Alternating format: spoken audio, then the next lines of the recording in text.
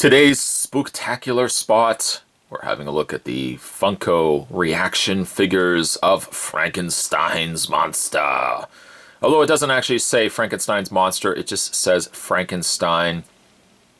Let the debate begin. I just personally call him Frankenstein. Let's not attach other things to it. This 3 3/4 inch monster comes from the Universal Studios reaction line from Funko. It does have a choking hazard, may contain small parts, recommended for ages 14 and up. The back of the package features the entire Series 1 and Series 2 line of reaction figures, including Frankenstein's monster, now indicated by Frankenstein's monster on the back, the Wolfman, Bride of Frankenstein, the Invisible Man, Dracula, Phantom of the Opera, Creature from the Black Lagoon, and the Mummy. Relive the exciting action of Universal monsters with this authentically detailed reaction figures. To check out more from Funko, you can go to www.funko.com. You can also go over to www.reactionfigures.com. That being said, Spot's going to take a break. I'm going to unleash the monster, and when we come back, we're going to get a better look at the reaction Funko's Frankenstein.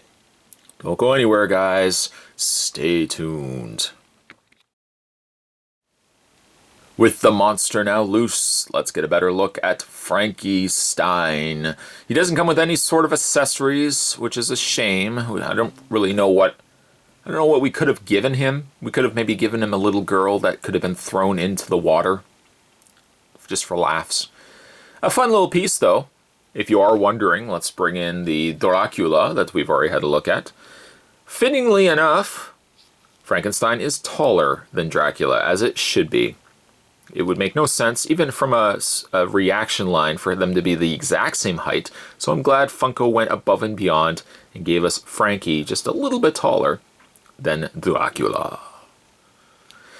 Coloring is quite nice, and as you would expect it, a little more muddled, a little more... not as bright, let's say that. It's not as bright and vibrant. Even like the blacks aren't as bright as Dracula's, aren't as vibrant. It's a little more subtle in color. He's got his sports coat on. He looks quite nice.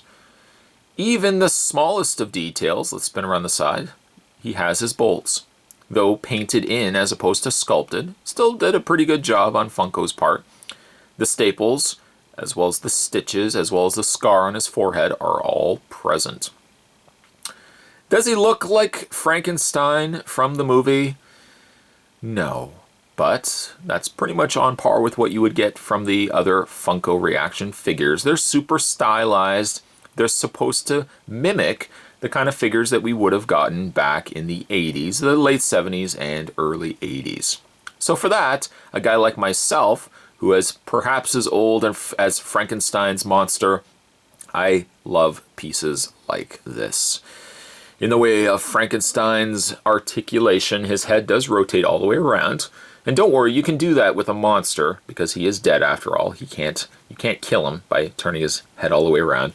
His arms also rotate all the way around. And personally, for Frankenstein, no better look, no better pose for me is what you see right here. Him walking with arms extended. Finally, his legs hinge forward. And most reaction figures, as well as really most 80s figures, they don't pose backwards. They pretty much stop at his Franken bum. A little fun piece. I like it. A little, yes, is right. These are very small figures by comparisons to what we see nowadays.